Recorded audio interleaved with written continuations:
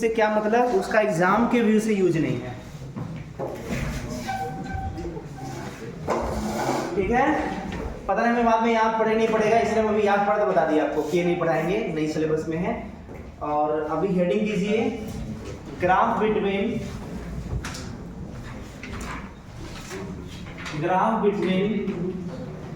Stress and strain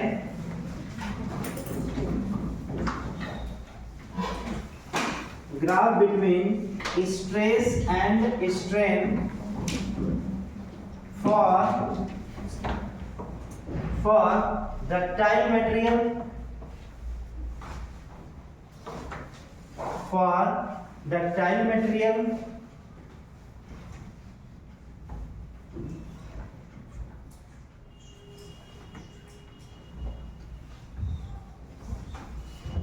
under the external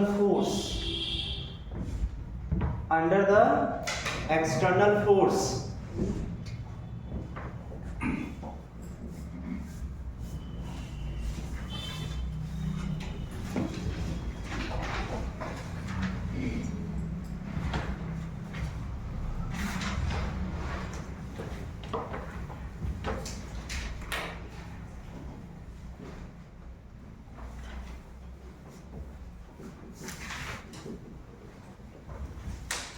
इसके heading में जितने नाम है सबके अपने कुछ ना कुछ इंपॉर्टेंस है।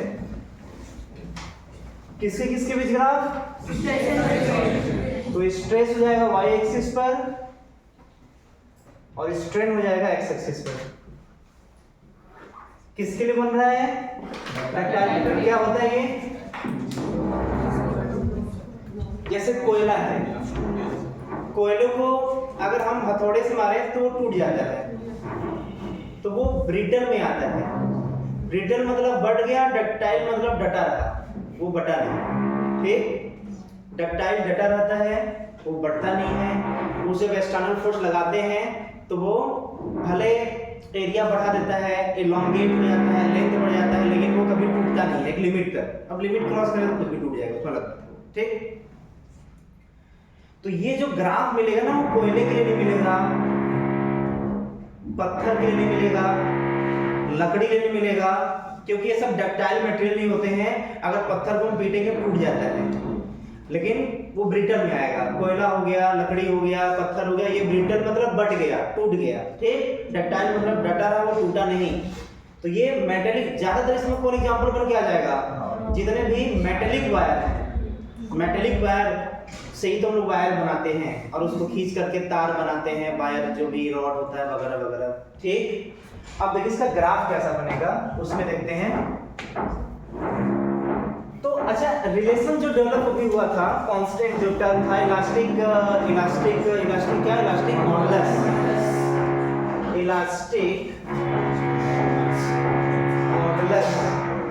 Equal to stress by strain. तो यहाँ पर ये मान लेते हैं कोई भी कांस्टेंट k है।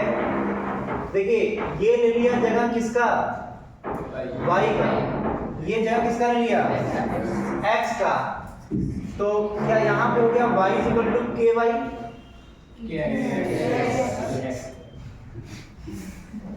ठीक है।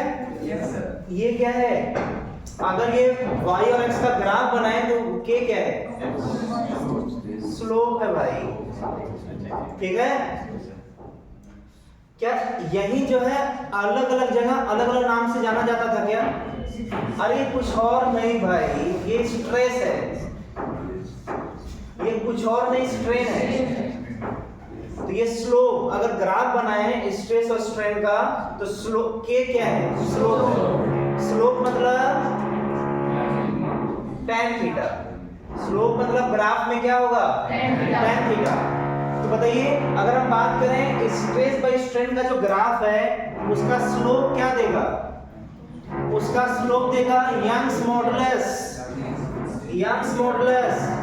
Bulk modulus, modulus of rigidity या शियर मॉडुलस। तो स्ट्रेस स्ट्रेन का ग्राफ कैसा बनेगा, वो बना के देखिए कैसा बनेगा। हवा में बनाइए, स्ट्रेट लाइन passing through उसका ग्राफ बनेगा ना, ठीक है, ये बन गया।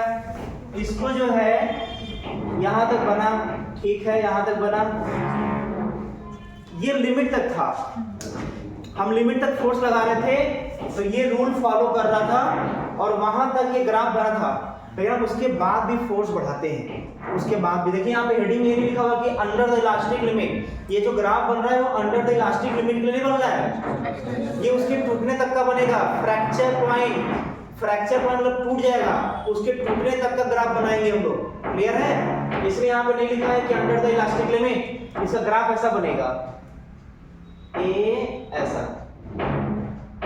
हुआ, तो इधर की तरफ झुक गया, ठीक। फिर उसके बाद यहाँ पर आएगा दूसरा कोई पॉइंट, फिर उसके बाद जो है ये ग्राफ। सर ये कैसे बना, कौन से इक्वेशन से बना? तो यहाँ पे बोलेंगे कि इस चैप्टर में जितने भी ग्राफ बन रहे हैं सब एक्सपेरिमेंट के थ्रू लाए गए हैं। अलग अलग फोर्स पर अलग अलग जो हम लोग क्या किए, एक्सपेरिमेंट किए, रीडिंग लिए, जो बना उसी से हम लोग ग्राफ बना रहे हैं।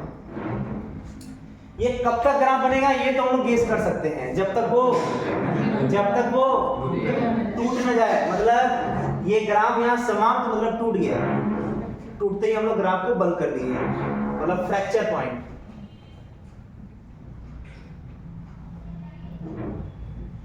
ये क्या है? फ्रैक्चर। डी जो है वो फ्रैक्चर पॉइंट है।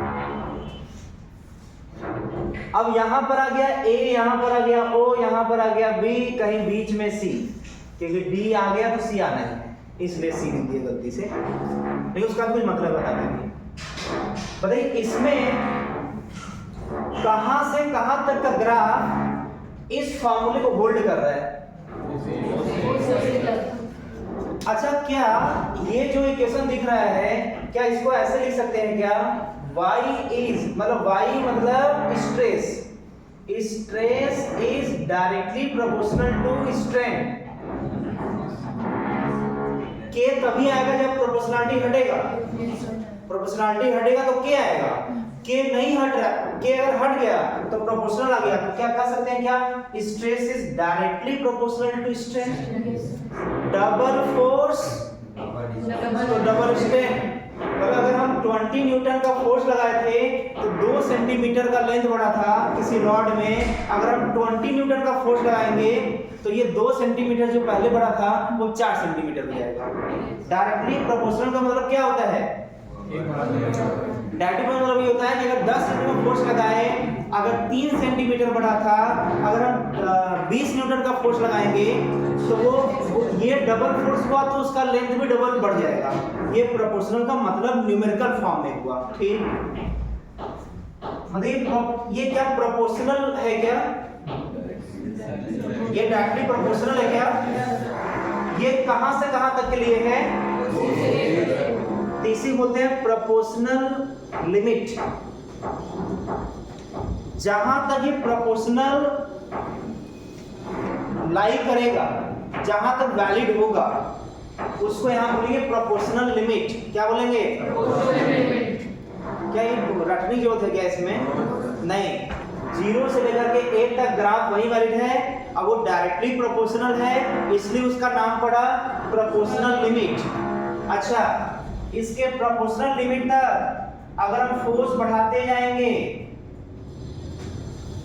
और जैसे हम फोर्स को घटाएंगे तो वापस वो उसी रास्ते पर ऐसे आएगा। फोर्स लगाए, ग्राफ बना, फोर्स हटाए, ग्राफ उसी रास्ते पर ऐसे वापस आ जाएगा और वो ओरिजिनल अपने शेप एंड साइज में आ जाएगा वो, ठीक है। अब जो A से B तक है, B एक ऐसा लास्ट पॉइंट है जहां तक हम फोर्स लगा करके इसके शेप एंड साइज को हम डिस्टर्ब कर रहे हैं। B ऐसा पॉइंट है कि वहां तक अगर हम फोर्स हटा दिए तो ओरिजिनल अपने वापस उसी शेप एंड साइज में आने का क्षमता रखता है। केवल प्रोपोर्शनल लिमिट तक ही उसका क्षमता नहीं है वापस अपने ओरिजिनल शेप एंड साइज को गेन करने का, केवल वही क्षमता नहीं है। प्रोपोर्शनल लिमिट से थोड़ा और आगे तक स्ट्रेस अगर बढ़ा तब तक उसके पास अभी भी क्षमता है। प्रोपोर्शनल तो नहीं है, ये प्रोपोर्शनल तो नहीं है, प्रोपोर्शनल तो क्यों नहीं था, प्रोपोर्शनल के बाद में भी उसके पास इतना क्षमता है कि बाहरी फोर्स हटा तो वापस फिर वो अपने ओरिजिनल पोजीशन पर लाने के लिए कैपेसिटी रखता है। और हमें पता है इलास्टिसिटी या इलास्टिक मटेरियल क्या होता है, डेफिनेशन का लिखा था इलास्टिसिटी का, क्या होता है बताइए? मटेरियल का वो प्रॉपर्टी जिसके वजह से बाहरी फोर्स हटाएंगे तो अपने ओरिजिनल शेप एंड साइज में आ जाएगा, उसका वही प्रॉपर्टी इलास्टिसिटी कहलाता है। तो इलास्टिसिटी मतलब अपने ओरिजिनल शेप एंड साइज में लाने का जो इसका लिमिट है वो केवल O से लेकर के A तक नहीं है, O से लेकर के B तक के पूरे एरिया में कहीं भी फोर्स लगाने के बाद हटा दिए तो वहां से वापस अपने ओरिजिनल शेप एंड साइज में आ जाएगा। ये उसका लिमिट है, किसका? इलास्टिक का लिमिट है। तो ये इलास्टिक का लिमिट है, इसका नाम पड़ता है इलास्टिक लिमिट। क्या पड़ता है? Elastic limit. इसके नाम से ही इसका पहचान है कि ये ऐसा बाउंड्री है जहां तक हम एक्सटर्नल फोर्स हटाए वापस अपने ओरिजिनल शेप पर आ जाएगा। ठीक, ये इसका नाम क्या पड़ेगा? यहां तक वो डायरेक्टली प्रोपोर्शनल है। हमारा हर एक लैंग्वेज एनसीईआरटी का लैंग्वेज है। ठीक, हमारा कोई भी लैंग्वेज खुद का लैंग्वेज नहीं होता, अलग बात है कुछ हट के एग्जांपल लेते हैं, वही अपना लैंग्वेज होता है। ये सब एनसीईआरटी का लैंग्वेज है। ठीक, यहाँ पर दो नाम पड़ा, एक 0 से लेकर के O से लेकर के A तक, क्या बोलते हैं? Proportional limit. O से लेकर के B तक इलास्टिक रीजन। ठीक, और इसका जो लास्ट पॉइंट है यही कहलाएगा क्या? Elastic limit. ये कहलाएगा इलास्टिक लिमिट। और ये कहलाएगा, बताइए क्या कहलाएगा? हाँ, प्रोपोर्शनल लिमिट। क्या कहलाएगा? Proportional limit.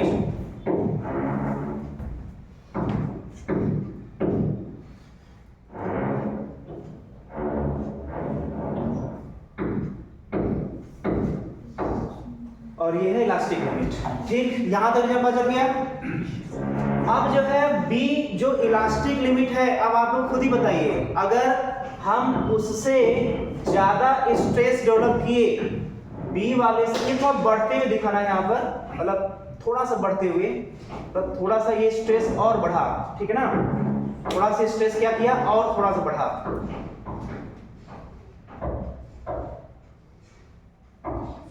तो अब बताइए, आप लोग बताइए कि क्या होगा उसके बाद।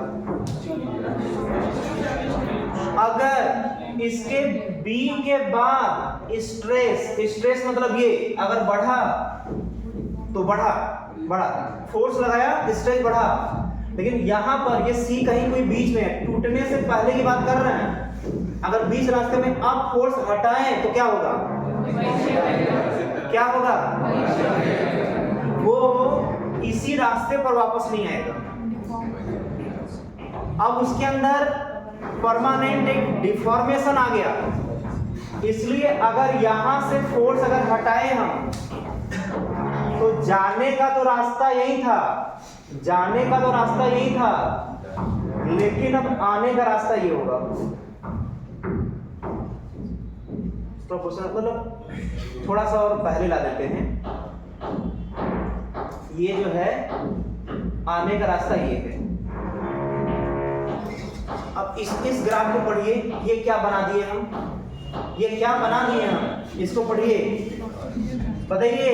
वापस आने का मतलब हम जो फोर्स लगाए थे, बताइए y घट रहा है, y कोऑर्डिनेट घट रहा है क्या? y कोऑर्डिनेट घट रहा है, y में क्या है? स्ट्रेस को बोलिए फोर्स। अभी समझने के लिए मतलब वापस आने का मतलब जो भी फोर्स लगाए थे और उसको हम कम कर रहे हैं, अब फोर्स अपना कम कर रहे हैं, तो ये वापस आ रहा है, वापस आते थे फोर्स, घटते घटते फोर्स, घटते घटते फोर्स, जब यहाँ पर आ गया तो बिल्कुल अपना हाथ हटा दिए, फोर्स गायब, एक्सटर्नल फोर्स गायब। लेकिन कहाँ पर रुक गया ये, ओरिजिन पर नहीं आया। ओरिजिन पर आने का मतलब उसका स्ट्रेन जीरो हो जाता। और स्ट्रेन होता क्या है, स्ट्रेन क्या होता है, डीएफ बाई बताइए, ये जीरो कब होगा, जब ये जीरो होगा। तो अगर स्ट्रेन जीरो हुआ तो जो डीएल होगा, फोर्स हटाने के बाद जो डीएल होगा वो जीरो हो जाएगा, तो अपने ओरिजिनल शेप में आ जाएगा। लेकिन यहाँ पर देखिए ये यहाँ पर रुक गया, जब यहाँ पर रुक गया तो स्ट्रेन का रीडिंग आ गया, स्ट्रेन का रीडिंग आ गया, स्ट्रेस तो गायब, स्ट्रेस तो गायब, लेकिन स्ट्रेन आ गया। स्ट्रेन आने का मतलब क्या, परमानेंट एक डिफॉर्मेशन आ गया। परमानेंट क्या आ गया, ये ओरिजिन से आगे डीएल कुछ आ गया परमानेंट, फोर्स हट गया लेकिन डीएल परमानेंट यहाँ पर आ गया। लेकिन ये कब था, जब लोग इलास्टिक लिमिट क्रॉस किए थे। अच्छा, इलास्टिक लिमिट को हम लोग यील्ड पॉइंट भी बोलते हैं, अगर ऐसा नाम दे दे तो घबराना नहीं है, यील्ड पॉइंट, ठीक। इलास्टिक लिमिट को और क्या नाम से बोला जा सकता है, यील्ड पॉइंट।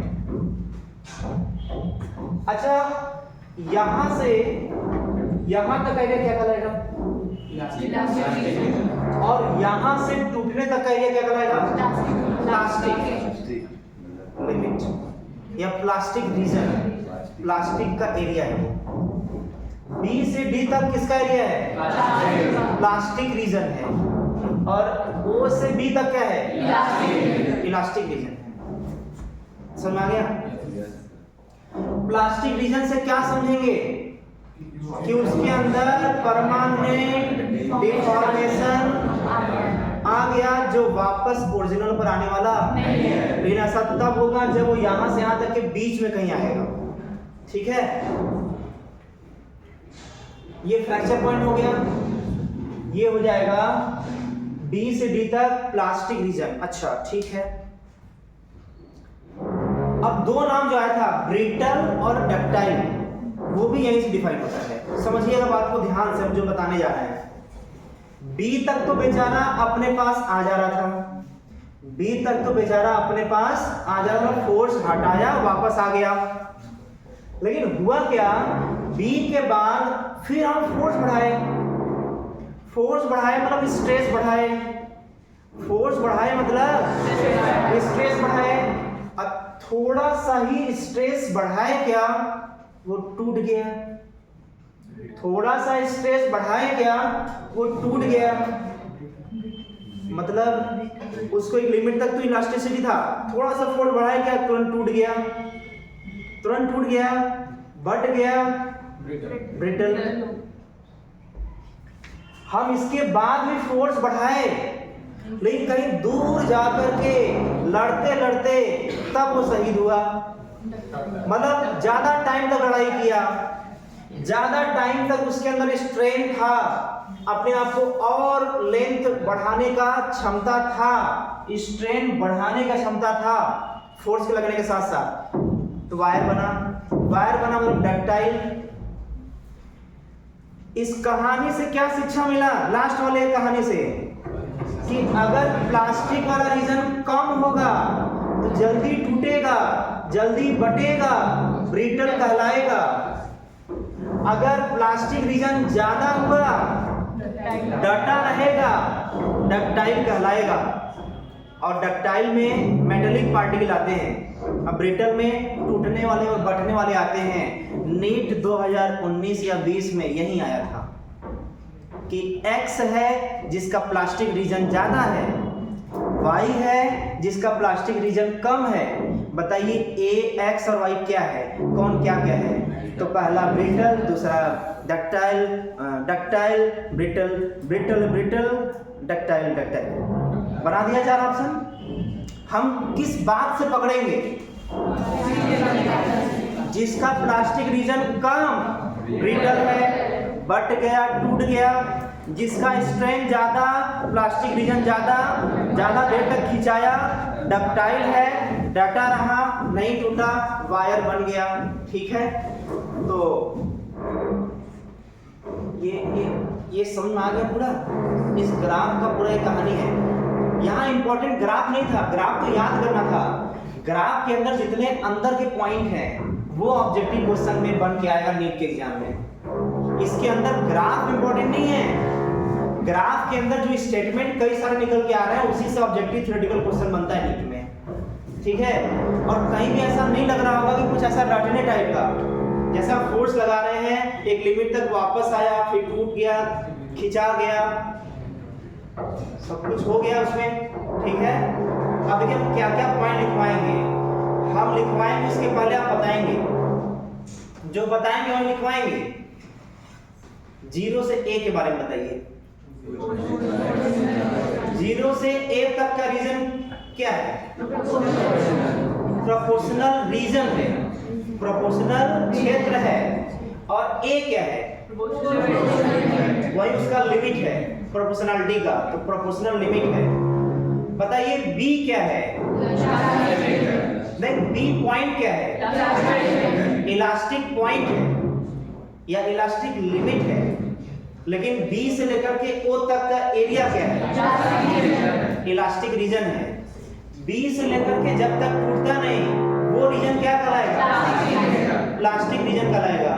B क्या कहलाएगा? D fracture point. और फ्रैक्चर पॉइंट और इलास्टिक लिमिट के अंदर का जो एरिया में से कोई C है वो कोई जनरल फोर्स होगा। जिस समय पर अगर हम फोर्स को हटा दिए तो वापस तो आएगा, लेकिन एक परमानेंट वापस तो आएगा, लेकिन एक परमानेंट क्या आ जाएगा? डिफॉर्मेशन आ जाएगा। और उसको बोल, इसीलिए उसका नाम पड़ता है प्लास्टिक रीजन। ठीक है, तो इतने पॉइंट में लिखना है। आप लिखिए, एक एक करके लिखिए, पहले ग्राफ बनाइए।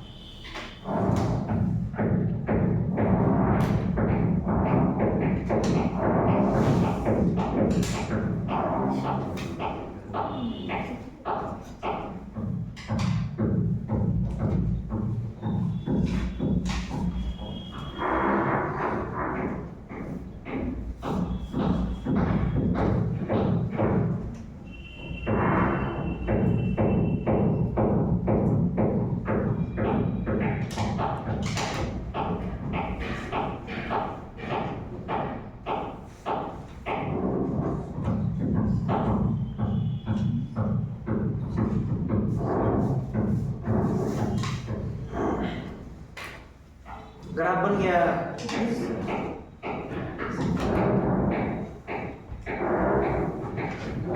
लिखवाया पॉइंट, आप चलिए 0 से 1 region from point O to A।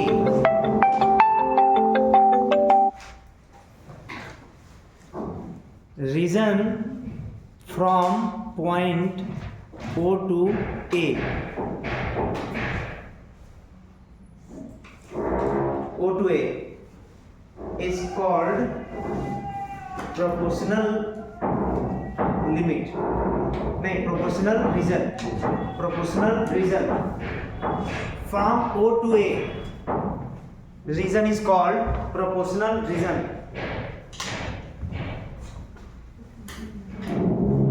and point A is called, and point A is called, बोलिए, proportional limit। Point A is called proportional limit।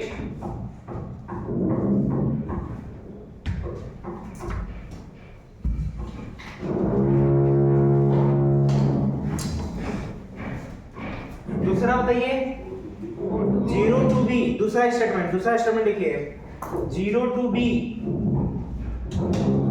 0 to B region is called elastic region, is called 0 to B region is called elastic region,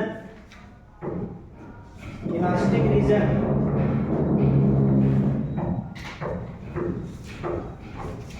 हो गया। और B point क्या कहलाएगा? B point elastic limit, elastic limit, elastic limit, and point B is called elastic limit।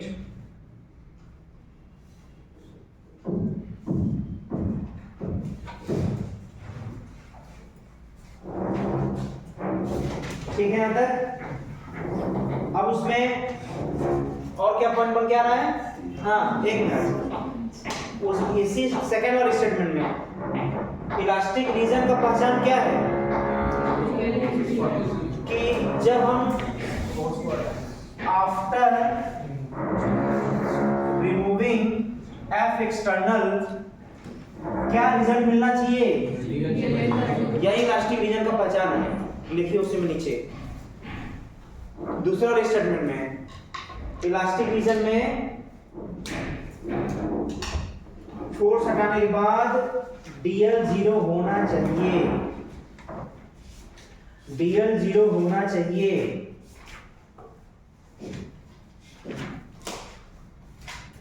चलिए ठीक है, यहाँ तक हो गया। अब उसके आगे बढ़िए, बताइए अगला B to D region, plastic region. हाँ B to D region is called plastic reason.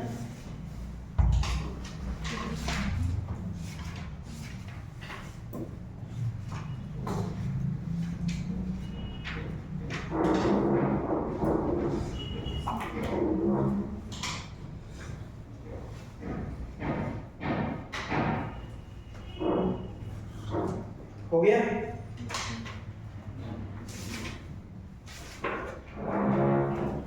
और बताइए प्लास्टिक रीजन का पहचान क्या है? अच्छा और कोई पॉइंट क्या लिखना है?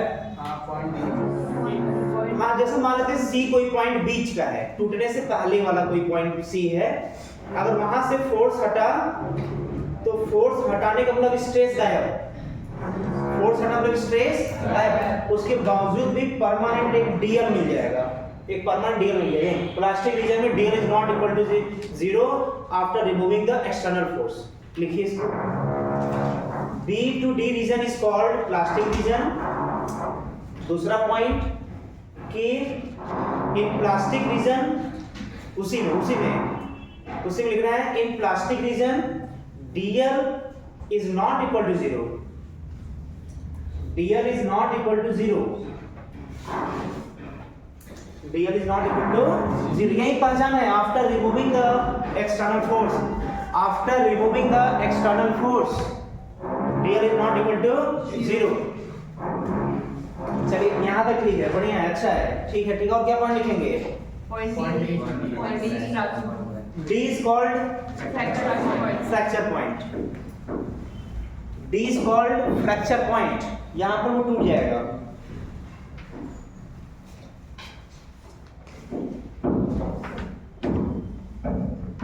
हो गया ना?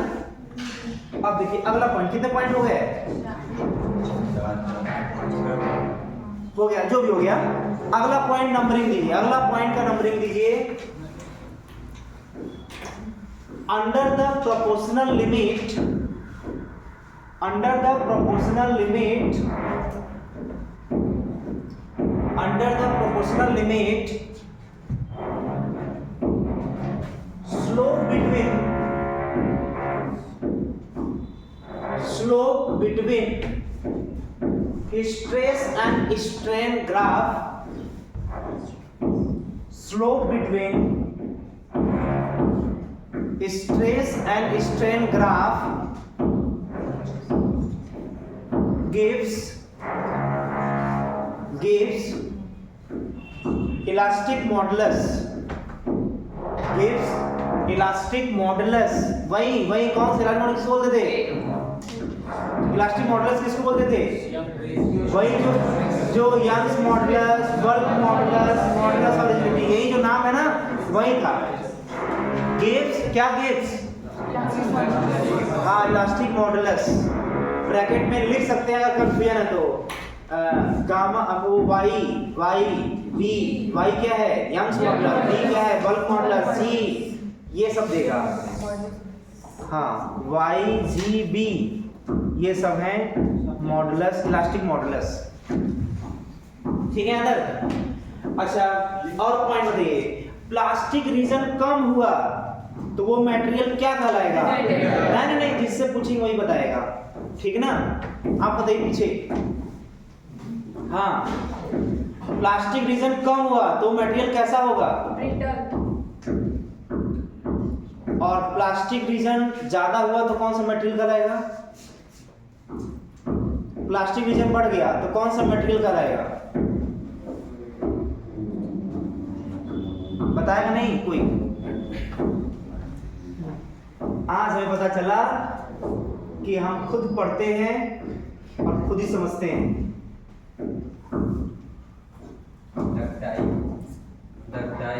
डक्टाइल मतलब डटा रहा, मतलब सूडा नहीं। और बक्टाइल नहीं ब्रिटल मतलब बढ़ गया, टूट गया। ट्रिक है, ट्रिक से याद कर सकते हैं। लिख लीजिए इसको। लिखिए अगला point, when plastic region is ज्यादा, if plastic region is ज्यादा, then material is called, when plastic region is ज्यादा, then material is called ductile, डटा रहा, टूटा नहीं। एंड प्लास्टिक रीजन अगर स्मॉल है, कम है, तो बढ़ गया, ब्रिटल, टूट गया। प्लास्टिक रीजन कम है तो टूट गया, बढ़ गया, ब्रिटल। BRITTLE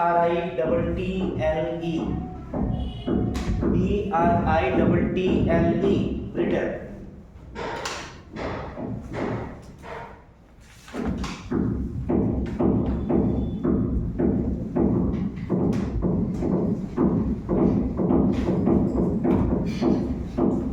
ग्राफ से रिलेटेड कहानी समाप्ति है। क्लियर? अब इसको आप लोग रिलेट करते रहेगा। और इम्पोर्टेंट है, इसमें जो है थ्योरेटिकल क्वेश्चन पूछता रहता है, पूछा भी है, इसलिए इसको जो है रिवीजन करते रहेंगे, ट्रिक से याद रहेगा, कोई भूलेगा नहीं।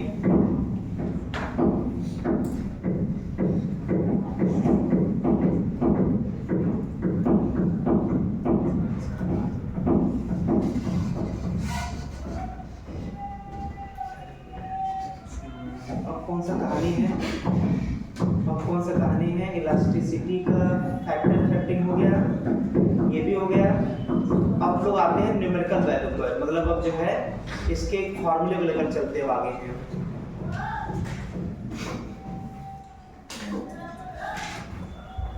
ठीक हेडिंग दीजिए Young's modulus, heading Young's modulus.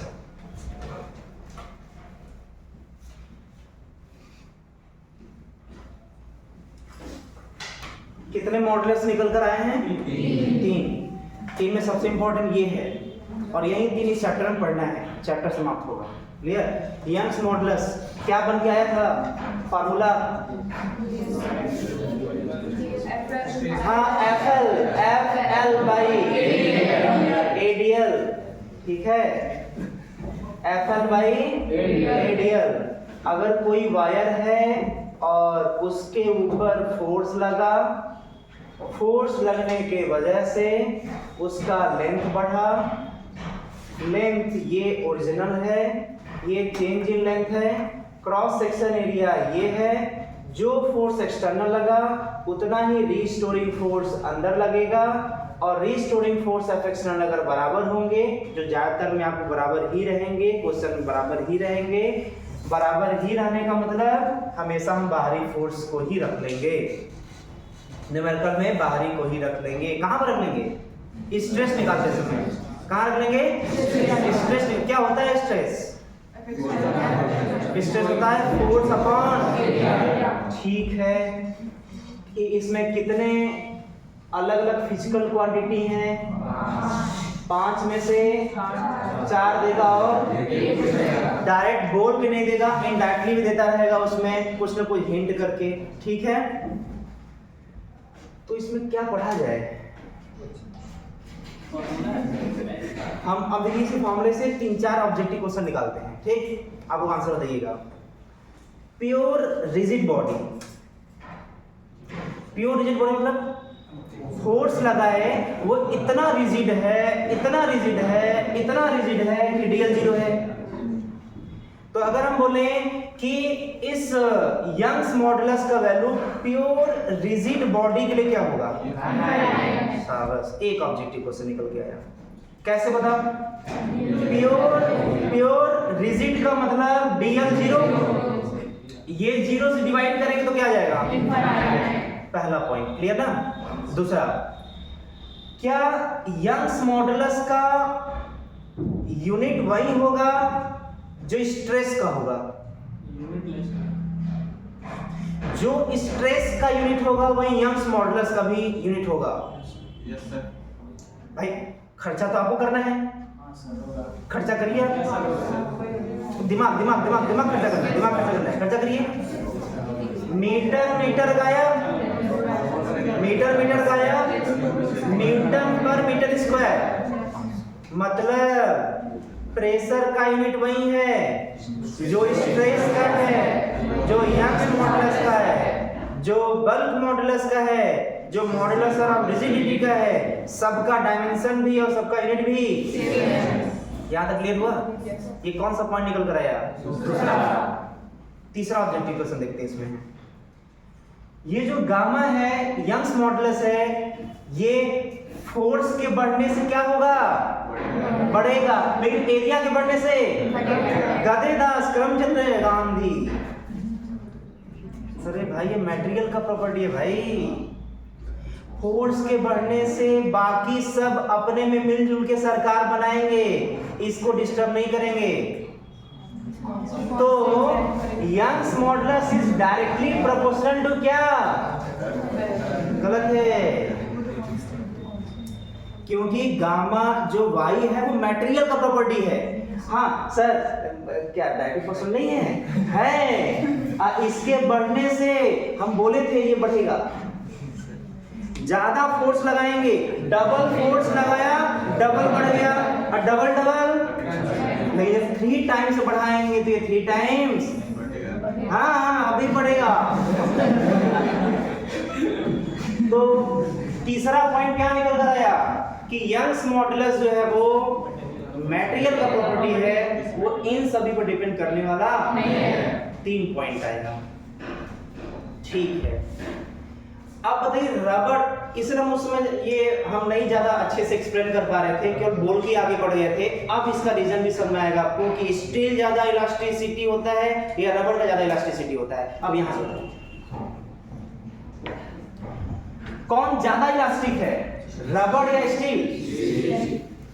कौन कौन बोला स्टील? हाथ उठाए? कोई नहीं हाथ उठाएगा। हाँ चलिए बताइए कैसे। सर उसकी प्रॉपर्टी मतलब जो वापस अपने सेट पे रिगेन करने के जो टाइम लगेगा वो कम रहेगा प्लास्टिक के कंपैरिजन में। अरे इसी तो सदमे में पहले हम लोग थे। Yes sir. आज सब रीजन सामने हैं, अब यहाँ दिमाग लगाइए। अब देखिए इसमें अभी हमारे हाथ में मान लेते हैं स्टील है, हम जितना ताकत लगाएंगे अगर उतना ही ताकत रबड़ पे लगाएंगे तो लेंथ किस में ज्यादा बढ़ेगा? पक्का है क्या? Yes sir. स्टील में जितना ताकत लगाएंगे अगर उतना ही ताकत रबड़ में लगा दें तो रबड़ ज्यादा बढ़ जाएगा लेंथ। इसका मतलब एक ही फोर्स पर एक ही टाइप का लेंथ था, रबड़ भी और स्टील भी, एक ही क्रॉस सेक्शन था रबड़ स्टील दोनों का, हम कंपेयर कर रहे हैं तो लेंथ भी वही रखेंगे, एरिया भी रखेंगे, लेकिन उतने ही फोर्स से रबड़ ज्यादा लेंथ बढ़ा देगा, स्टील कम लेंथ बढ़ाएगा। जब स्टील का लेंथ कम बढ़ा तो ये कम है तो ऑटोमेटिक ये क्या होगा? सर अभी आप बोले थे इस पर निर्भर नहीं करता, लेकिन न्यूमेरिकली मैथमेटिकली जब मटेरियल ही चेंज कर दो। बस यही बात है। वहाँ एक ही मटेरियल के लिए ये गलत है, वहाँ तो अलग अलग मटेरियल हो गया ना, एक रबड़ अलग मटेरियल है और स्टील अलग मटेरियल है, तो उसमें तुलना करना होगा तो हम तो ऐसे ही करेंगे ना। ठीक है, तो क्या ये मैथमेटिकली लॉजिकली क्लियर हो रहा है क्या कि गामा किसका ज्यादा होगा? पता नहीं। तो कितने पॉइंट निकल कर आ गए? 4 पॉइंट। 4 पॉइंट ना। और क्या क्या आ सकता है इसमें? ठीक है, पहले 4 पॉइंट लिखते भी हैं इसमें और देखते हैं कुछ नया पॉइंट आता है। तो पहला पॉइंट क्या लिखेंगे? Young's modulus depends on material. पहला point, Young's modulus depends on material. ठीक है, दूसरा पॉइंट बताइए, आप लोग बताइए दूसरा पॉइंट क्या है? यूनिट वाला लिख लीजिए आप लोग। हाँ, यूनिट। यंग्स मॉडुलस का यूनिट, स्ट्रेस का यूनिट और प्रेशर का यूनिट, सबका यूनिट सेम होता है।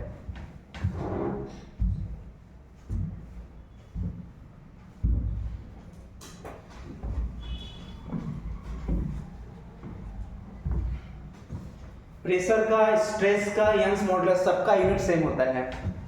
चलिए तीसरे पॉइंट पर आइए। तीसरा पॉइंट, हाँ, for pure rigid body, for pure rigid body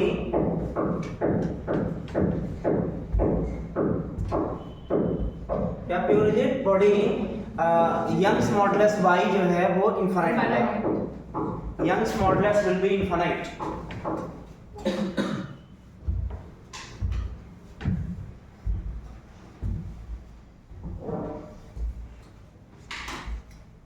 ठीक है, चौथा पॉइंट क्या है? चौथा पॉइंट यहीं से निकल कर आया था, क्या था वो? सब भूल गए, हम भी भूल गए ना।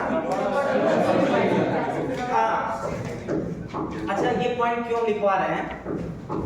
जैसे मान लेते हैं कि जब रबड़ को खींचते हैं तो आराम से ऐसे खींचा जाता है, इलास्टिसिटी दिखता है प्रैक्टिकली, और हम जब स्टील को खींचते हैं तो इलास्टिक दिखता नहीं है। तो मोर इलास्टिक कौन हुआ? मोर इलास्टिक रबड़ हुआ, जो ऐसे से तेज है वो इलास्टिक। तो उसके लेंथ के बढ़ने घटने से दिमाग में बैठ जाता है मोर इलास्टिसिटी, और लेस मतलब स्टील में लेस इलास्टिसिटी, ऐसा कुछ भी नहीं है, उल्टा पड़ जाता है यहाँ पर। मतलब जो कम हमें विजुलाइज होता है, कम दिखता है, वही मोर इलास्टिसिटी है, और जो रबड़ आसानी से इलास्टिसिटी दिखता है इसमें, वही लेस इलास्टिसिटी होता है। मतलब जो प्रैक्टिकली एक दिमाग में बैठ जाता है कि मोर इलास्टिसिटी रबड़ होना चाहिए, वो नहीं होता है, मोर इलास्टिसिटी स्टील होता है। ठीक, तो नोट कर लीजिए इसको। अच्छा, रिजिड के लिए इनफाइनाइट क्यों था, उसका रीजन लिख लीजिएगा। DL 0 होगा, रीजन लिखते जाइएगा सबका, क्योंकि कोई भी रटने टाइप की बात नहीं आ रहा है हम लोग के सामने, तो रटना नहीं है, रिजिडिटी प्योर रिजिडिटी के लिए रिजिड बॉडी के लिए DL 0 था इसलिए इन्फिनिट था वो। पूरा कंप्लीट कर लें। अगला पॉइंट क्या लिख रहे हैं आप लोग? हाँ, rubber is less elastic than steel. Rubber is less elastic than steel.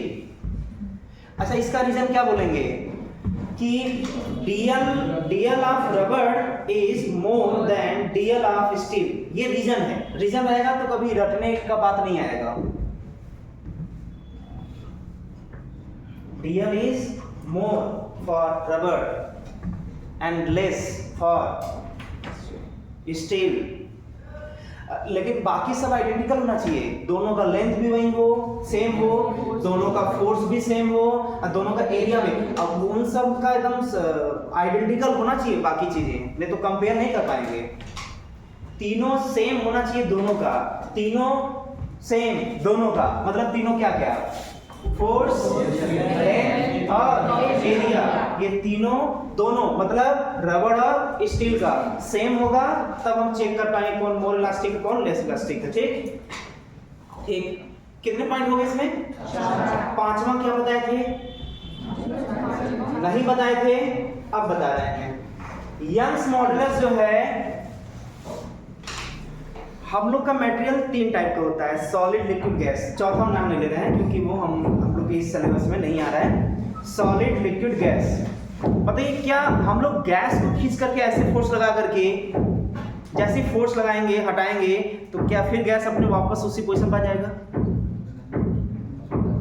अरे एयर है ना, गैस है, यहाँ फोर्स लगाया, कुछ 20-25 लाख एटम इसमें भी आए होंगे, कुछ इसमें भी आए होंगे, ऐसे खींच कर छोड़ दिया, इसके बीच के एटम ऐसे ही स्ट्रेच होकर फिर वापस आ जाएंगे। प्रैक्टिकली सोचिए। तो यंग्स मॉडुलस क्या गैस के लिए अप्लाई कर सकते हैं क्या? हो सकता है। वाटर केस में देखिए या लिक्विड केस में, लिक्विड ले लिया, पहले तो यही फील नहीं आ रहा है कि लिक्विड ये कहाँ, इसमें है और इसमें है, इसके बीच में कहाँ है, मतलब वो फील ही नहीं हो पा रहा है ना। गैस के केस में अच्छा, रॉड के केस में तो समझ आ रहा था कि दोनों खींच रहे हैं तो ये लेंथ बढ़ रहा है, कंप्रेस कर तो ये लेंथ घट रहा है। गैस में कहाँ ऐसा केस आएगा? या लिक्विड में वो तो जरा इस मुट्ठी में आएगा, इस मुट्ठी में आएगा, बाकी बीच का पता नहीं। ठीक, मतलब यंग्स मॉडुलस ना गैस के लिए वैलिड है ना लिक्विड के लिए वैलिड है। उसी पर से नोट कर लीजिए। Young's modulus is applicable for only solid. Young's modulus is applicable for only solid.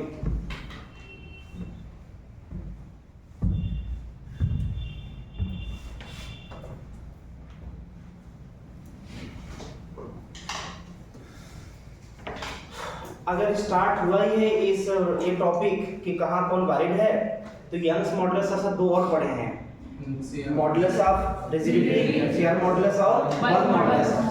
तो अब ये बताइए कि शेयर मॉडुलस किसके लिए वैलिड होगा? प्रैक्टिकली सोचते आप आंसर दे ले जाएंगे। शेयर मॉडुलस प्रैक्टिकली सोचिए, आपको आंसर खुद मिलेगा और हमें अच्छा लगेगा कि आप खुद आंसर दे रहे हैं बिना पढ़े।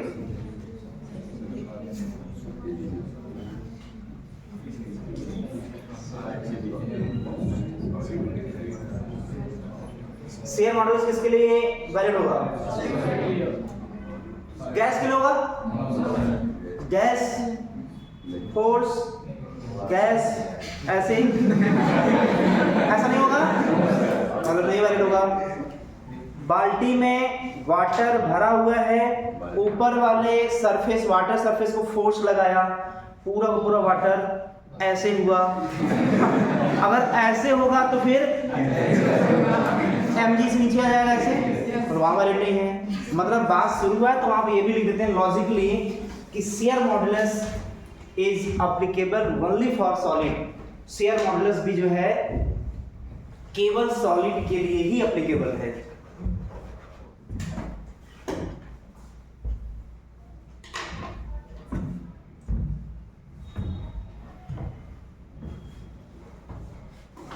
ठीक है।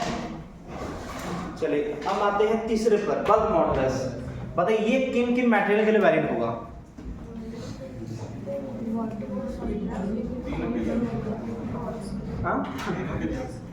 हाँ, तीनों के लिए होगा बल्क मॉडुलस।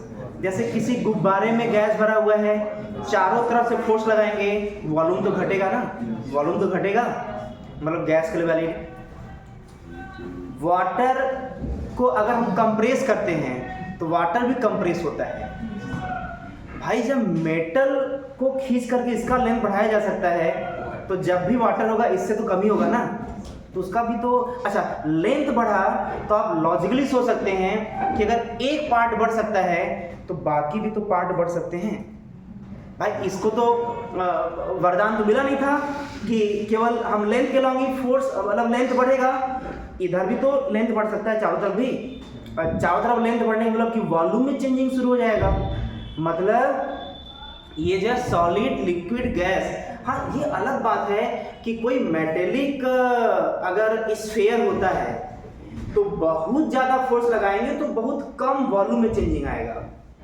वैसे ही जैसे वायर में बहुत ज़्यादा फोर्स लगा रहे थे तो बहुत कम लेंथ में चेंजिंग आता था, तो वैसे वॉल्यूम में भी बहुत कम वॉल्यूम में चेंजिंग आएगा। मतलब बल्क मॉडुलस यही एक ऐसा मॉडुलस है जो तीनों टाइप के मटेरियल में एप्लीकेबल है। लिख लीजिए आप, bulk modulus is applicable for all types of material. Bulk modulus is applicable for all types of material.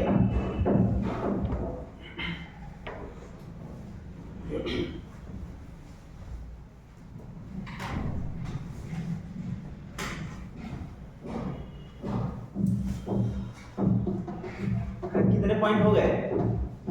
7-8 point हो गए होंगे, हो गए? ठीक, वो सब इसी को देख करके आ रहे हैं। ठीक है,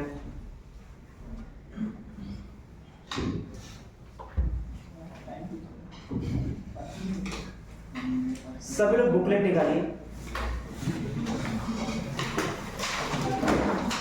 आपको क्वेश्चन देकर के हंसी आएगा कि ऐसा कौन सा क्वेश्चन होता है, मतलब एकदम सिंपल क्वेश्चन।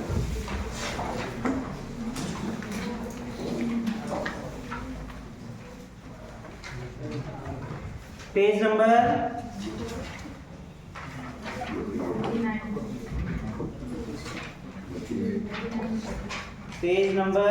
48।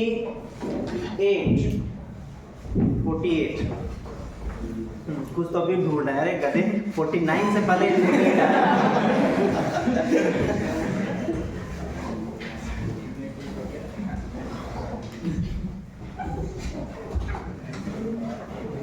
अच्छा ठीक है, अभी एक पॉइंट हम बोल रहे हैं, बताइए ये कौन सा फिजिकल क्वांटिटी को रिप्रेजेंट करेगा? A wire is stressed by 1%। ये 1% है क्या? 1% ये कौन सा फिजिकल क्वांटिटी है? अरे भाई परसेंटेज कभी डीएल को नहीं बताता है और रेशियो को बताता है। भाई देखिए हमारे पास 5 गुलाब जामुन था, 2 खा गए, तो चेंज इन गुलाब जामुन, अरे यही होगा भाई,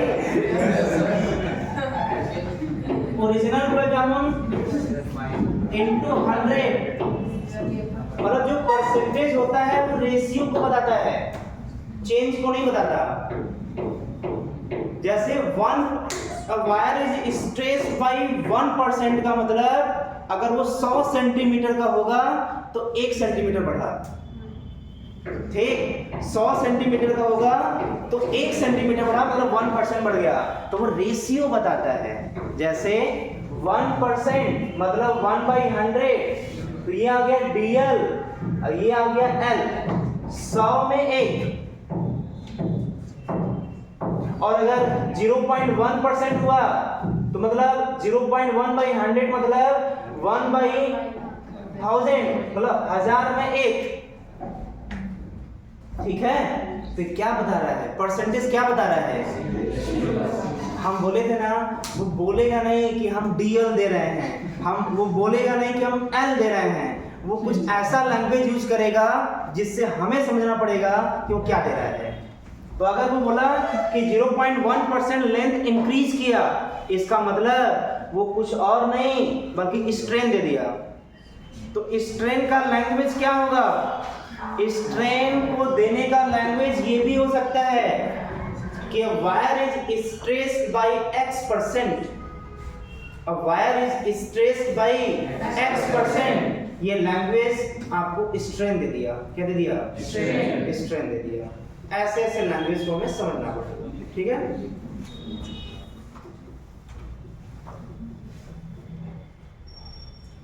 अब आप ऐसा करिए, कॉपी में नोट करिए, कुछ होमवर्क हम दे रहे हैं, ठीक।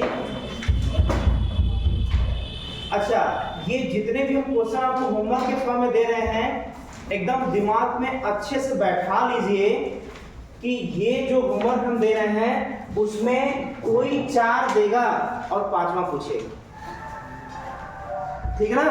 बैठा ले दिमाग में। हम वो क्वेश्चन कैटेगराइज किए हुए हैं। लिखिए, पहला क्वेश्चन 1 2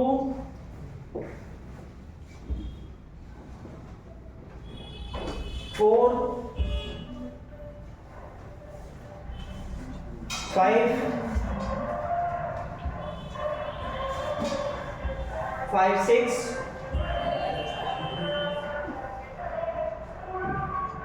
7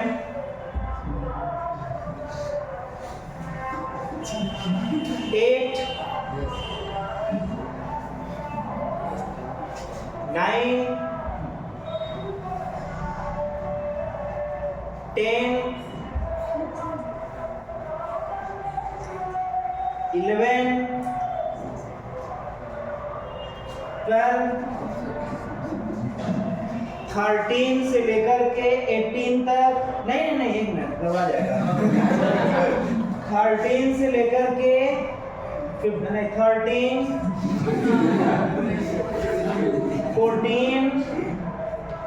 15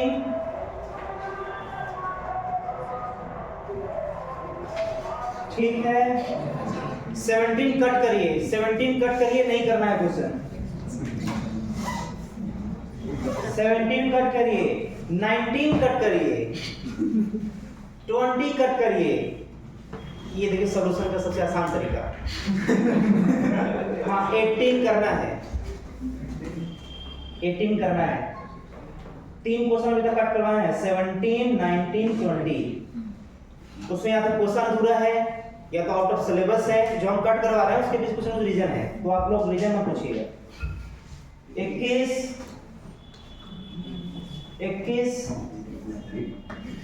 22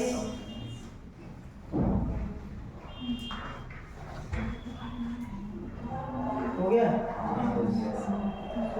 26 कट करिए, 26 कट करिए, 28 कट करिए,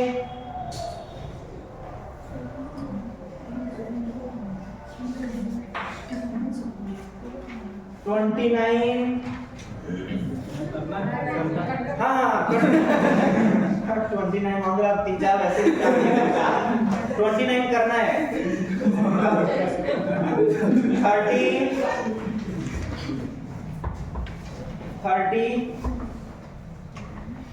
32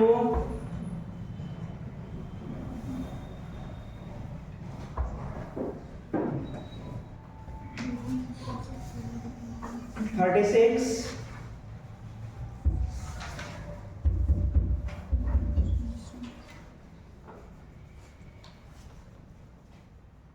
40 46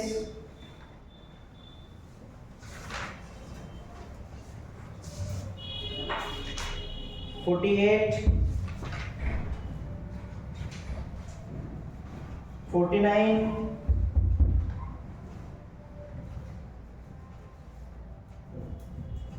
50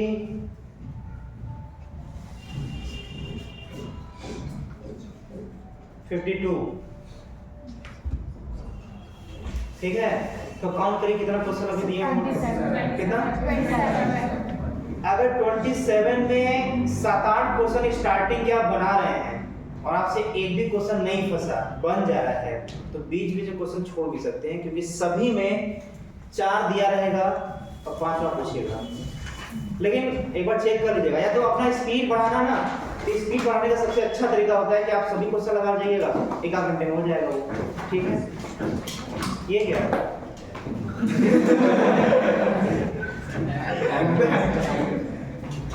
अभी आधे घंटे तो या 15-20 मिनट तो हो सकता है ना, थोड़ा क्वेश्चन लगा लिया जाए।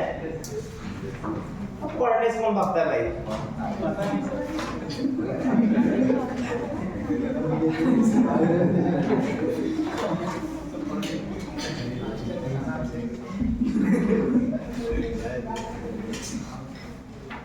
हेडिंग दीजिए breaking stress. Breaking stress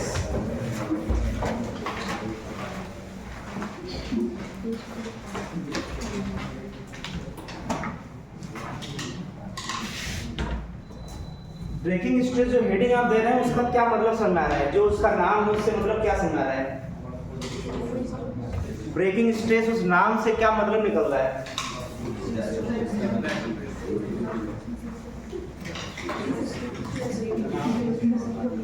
breaking stress का मतलब ये हुआ। अच्छा, स्ट्रेस का मतलब क्या होता है? स्ट्रेस का मतलब फोर्स अपॉन एरिया। तो बस इसमें ब्रेक ही तो लगा है, मतलब ऐसा फोर्स लगा है। देखिए, एरिया तो ये वायर का होगा, जो एरिया होगा वो तो वायर का होगा, तो फिक्स जो बन के आया होगा कंपनी से वो तो फिक्स होगा। ये हमारे ऊपर डिपेंड करता है हम कितना फोर्स लगा दे रहे हैं। तो ये कंपनी का हुआ, ये हम लोग का हुआ। अच्छा, ये तो बदल सकता नहीं, लेकिन ये बढ़ाया जा सकता है। तो बढ़ते बढ़ते बढ़ते बढ़ते बढ़ते बढ़ते जब वायर टूट जाएगा, मतलब maximum force divided by area, यही है ब्रेकिंग फोर्स।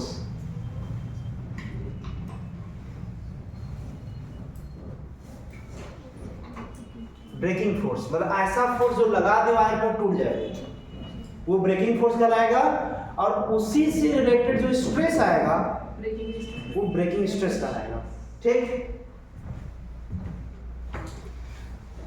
कोई दिमाग पे दर्द नहीं पहुंच रहा है ऐसा चैप्टर है भाई। अगर आ गया एग्जाम में छूटने वाला नहीं है, 100% बनना है, इतना आसान। ऐसा मैक्सिमम फोर्स जिस पे वायर टूट जाए वही है ब्रेकिंग फोर्स, और उससे आने वाला जो स्ट्रेस होगा ब्रेकिंग स्ट्रेस। ठीक, अब सुनिएगा, मजेदार क्वेश्चन इसमें है। हो गया ना? अब हम ये इसका आंसर बताइए। जैसे 100 सेंटीमीटर का कोई वायर है, ठीक, उसको यहाँ से बांध करके हैंग करा दिया गया, और वो वायर जो लोड को संभाल सकता है वो है 5 kg का। वायर बांधा और 5 kg का कोई पत्थर बांध दिया, उतना इसका क्षमता है संभालने का वायर का। ठीक, वायर को बीच में कट किया तो 2 पार्ट में बढ़ गया। ईच पार्ट का जो लेंथ है वो 50 सेंटीमीटर हो गया। अब 50 सेंटीमीटर के वायर को बांध दिया। अब बताइए, उससे 100 सेंटीमीटर वाले से तो 5 kg तक वेट उठा सकते हैं, तो बताइए 50 सेंटीमीटर से कितना उठा सकते हैं?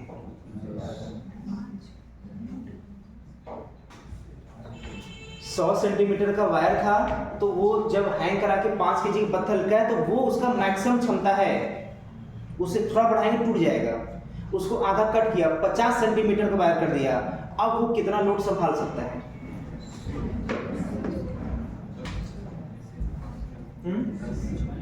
क्या चीज? लॉजिक जब उसका लेंथ ज्यादा था, फिर नहीं, लेंथ ज्यादा तो उसका यंग स्मूथ नहीं, वो तो मटेरियल डिपेंड करेगा ना। ये अभी आपको मिलेगा पूरे में क्वेश्चन, यहाँ जवाब मिल जाएगा आपको। ये जो है ये मैक्सिमम था ना, ये उसका क्षमता। तो बताइए F मैक्सिमम इस टू क्या होगा?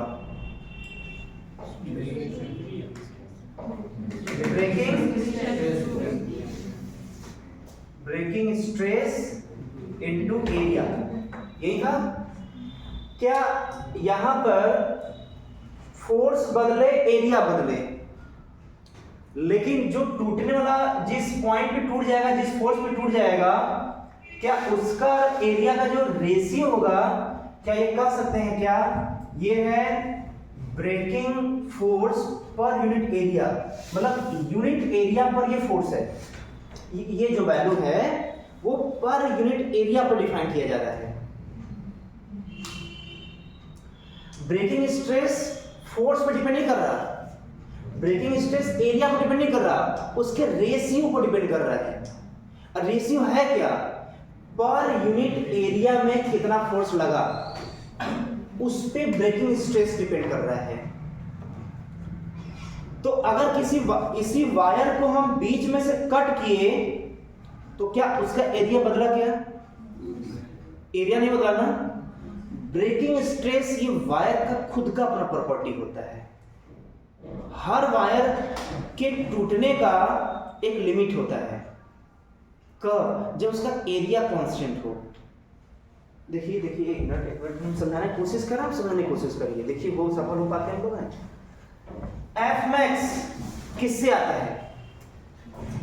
ब्रेकिंग स्ट्रेस इनटू एरिया से। अगर हम एरिया नहीं बदलना है, ये वायर है, इसका एरिया तो बिल्कुल नहीं बदले, तो हम इसको खींच करके एक ऐसा फोर्स आएगा जिसपे टूट जाएगा। एरिया नहीं बदलना है, एक ऐसा फोर्स आया जिस पे टूट गया, तो क्या गिवन वायर के लिए ये जो फोर्स है वो फिक्स है कि नहीं? पता नहीं, थोड़ा कंफ्यूजन हो रहा है, हम कोशिश कर रहे हैं समझाने का, कोशिश करिए और समझने का। भाई इसको तोड़ने के लिए एक ही ना फोर्स चाहिए, कोई फिक्स वाला। बोले उससे कम तो नहीं टूटा और उससे ज्यादा तो आराम से टूट गया, तो कोई एक ऐसा फोर्स जिस पर टूटेगा। मतलब एक वायर को तोड़ने के लिए एक फिक्स फोर्स, प्रैक्टिकली बात है भाई ये, एक वायर को तोड़ने के लिए एक फिक्स फोर्स होना चाहिए। अगर वायर का फोर्स, गिवन वायर का फोर्स फिक्स हो गया, एरिया कुछ न कुछ तो होगा ही। अगर उसे डिवाइड किया तो ब्रेकिंग स्ट्रेस आएगा, तो ब्रेकिंग स्ट्रेस क्या उसके एरिया पर डिपेंड कर रहा है क्या? नहीं समझा, ठीक। अच्छा देखिए, अगर एक ही मेटेलिक वायर है लेकिन वो अगर ज्यादा एरिया वाला है तो उसको तोड़ना आसान होगा या जो पतला होगा? वायर अगर मोटा तार है तो उसको तोड़ना आसान होगा या पतले तार को, कि उसका एरिया कम है। अच्छा एरिया कम है तो फोर्स कम लगेगा, एरिया बढ़ा देंगे तो मेटल नहीं बदलना है, अगर वो स्टील का है तो स्टील का ही है। तो किसी स्टील के लिए वो जितना मोटा स्टील होगा उतना एरिया ज्यादा, तो फोर्स भी उतना ताकत लगाना पड़ेगा तोड़ने के लिए। लेकिन एरिया का 4 गुना कर दिया, मतलब 4 गुना उसका जो है थिकनेस बढ़ गया, मतलब उसका जो ये एरिया है वो 4 गुना बढ़ गया। तो अगर ये 4 गुना होगा तो ये भी 4 गुना होकर के तभी टूटेगा, क्योंकि जो ब्रेकिंग स्ट्रेस होता है वो एक मेटल का प्रॉपर्टी होता है। ब्रेकिंग स्ट्रेस होता है force per unit area.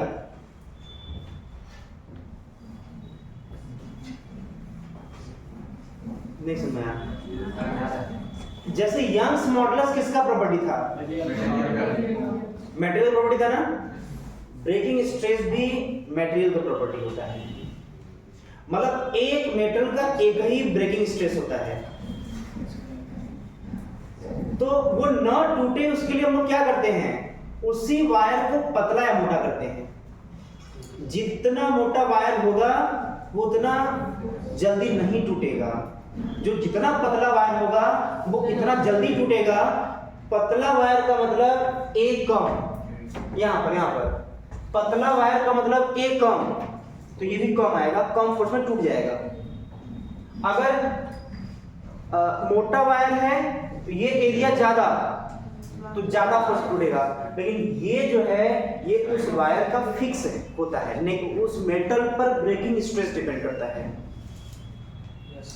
Stress नहीं डिपेंड करता, ब्रेकिंग स्ट्रेस मतलब वो मेटल कब टूटेगा, उसका जो ब्रेकिंग स्ट्रेस है ये उस गिवन मेटल का फिक्स वैल्यू होता है।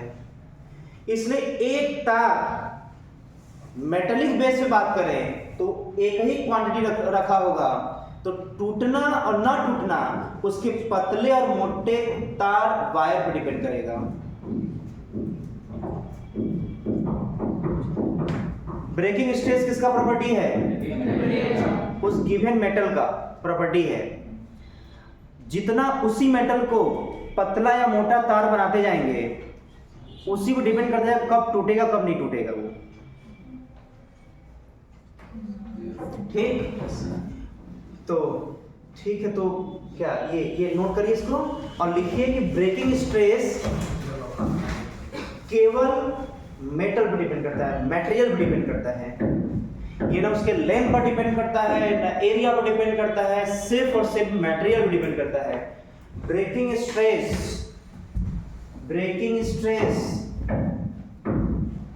मटेरियल का प्रॉपर्टी है, मतलब मटेरियल पर डिपेंड करता है।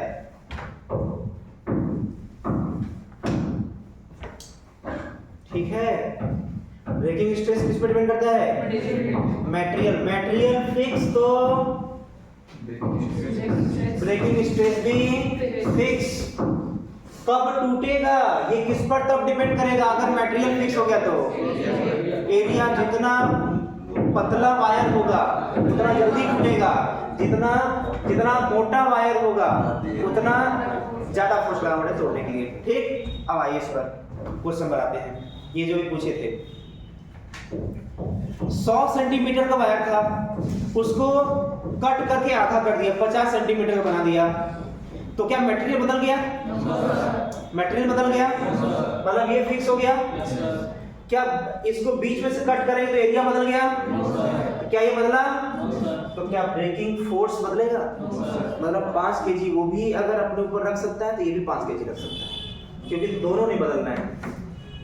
सर इसका मतलब ये हुआ कि वायर को पिघला करके उसका जो क्रॉस सेक्शन एरिया है, वायर को पिघला करके उसको 4 गुना एरिया वाला वायर अगर हम बना दिए तो जो पहले 5 केजी वेट को उठा पा रहा था, जब पिघला करके 4 गुना एरिया वाला वायर बना देंगे तो वो कितना वेट को संभाल सकता है? 20। पक्का है? 20 केजी संभाल सकता है। अब कुछ बच्चे भी सोच रहे हैं क्या सोचना इसमें, यही है भाई, ये तो फिक्स है। 4 गुना एरिया बढ़ा तो 4 गुना वेट भी बढ़ जाएगा, तभी तो बैलेंस होगा। अच्छा, अगर वायर से 5 केजी वेट संभाल सकता है, हम इसको पिघला करके आधा रेडियस वाला वायर बना दिए तो ये कितना वेट उठा सकता है? देखिए एक मिनट, सुनिए सीधा सुनिए। रेडियस जब डबल होता है ना तो एरिया 4 गुना बड़ा होता है।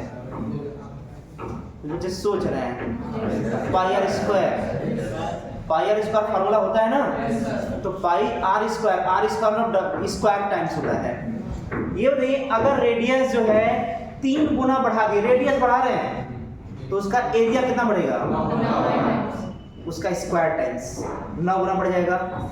तो अगर पहले वाला वायर अगर 10 केजी वेट को संभाल रहा था, उसका अगर एरिया 4 गुना बढ़ा देंगे तो कितना वेट वो संभाल सकता है? अभी 10 केजी संभाल रहा था, अरे भाई ये 10 केजी को संभाल रहा था जब इसका रेडियस r था, अब रेडियस जो है वो 4r हो गया, ये रेडियस है, तो बताइए कितना वेट संभाल सकता है? तो रेडियस 4 गुना तो एरिया 16 गुना, उसका स्क्वायर कर देंगे तो ये 16 टाइम्स मतलब 160 केजी वेट को संभाल सकता है। ठीक है, ऐसे क्वेश्चन आएंगे। तो बताइए अगर रेडियस आधा हो गया तो कितना वेट वो संभाल सकता है? तो 1/4, तो 10 का 1/4 2.5, तो 2.5 केजी संभाल पाएगा अगर रेडियस आधा हुआ तो। ये समझ में आ गया आप लोग को? आपको क्वेश्चन मिलेगा तो उससे आपको प्रैक्टिस भी अच्छे से हो जाएगा। एक तो ये हो गया क्या? ठीक ठीक ठीक ठीक ठीक ठीक। एक क्वेश्चन क्या आता है इसमें, देखिए सुनिए ध्यान से। इस सीलिंग से वायर को अटैच किया, उसका ब्रेकिंग स्ट्रेस दे दिया। चलिए इसका ब्रेकिंग स्ट्रेस मान लेते हैं, इसका ब्रेकिंग स्ट्रेस हो गया कितना, के मान लेते हैं के। अच्छा और क्या दे दिया, वायर का डेंसिटी दे दिया, रो। क्लियर? ठीक है, डेंसिटी दे दिया और ये दे दिया, रेडियस दे दिया आर, रेडियस है आर, और इसका ब्रेकिंग स्ट्रेस दिया है, ब्रेकिंग स्ट्रेस के। ठीक है, अब सुनिए क्वेश्चन बताइएगा थोड़ा। तो अब किए क्या, इसके सीलिंग से वो वायर अटैच कर दिया, ठीक है, और उस वायर को हम लेंथ बढ़ाते जा रहे हैं। अगर न्यूमेरिकल होता तो और थोड़ा फील होता है इसमें, क्योंकि हम ये पूछना यहाँ पे जा रहे हैं कि वायर कितने लंबाई तक बढ़ाते जाएं कि यहां से टूट जाए। जैसे ये वायर है, यहां से ऐसे इसको लटका दिया, तो लेंथ कम है तो इसके अंदर मास भी तो कम होगा ना। एक तो सवाल से बात सोचना क्या होता है। अच्छा लेंथ बढ़ गया, इसका मतलब इसका मास भी तो बढ़ गया, ठीक है। तो इसका मतलब यहाँ पर जो स्ट्रेस डेवलप हो रहा है, स्ट्रेस का फॉर्मूला था फोर्स अपॉन एरिया। तो फोर्स अपॉन एरिया में यहाँ पर जब मास बढ़ता जाएगा तो mg भी बढ़ेगा, मास बढ़ेगा तो mg बढ़ेगा, mg बढ़ेगा तो यहाँ पर ऊपर की तरफ इसको इक्विलिब्रियम में लाने के लिए यहाँ पर फोर्स भी बढ़ेगा, मास बढ़ेगा तो यहाँ पर हिंज पर फोर्स भी बढ़ेगा इक्विलिब्रियम में लाने के लिए। तो देखिए इसका कितना लेंथ बढ़ाते जाए कि एक बार ऐसा लेंथ बढ़े कि यहाँ से टूट जाए। यही क्वेश्चन है।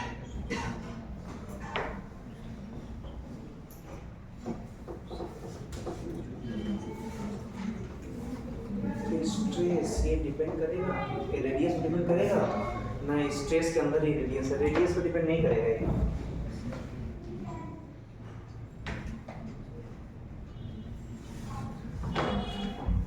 अब बता देते हैं, आगे न्यूमेरिकल क्वेश्चन आएगा, आपको देख लीजिएगा। देखिए है क्या इसमें, जैसे कोई वायर है, यहाँ पर हिंज है, ध्यान सुनिएगा।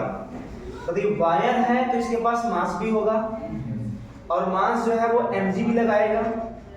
ये रुका हुआ है, FBD बनाइए। जब इसका FBD बनाएंगे,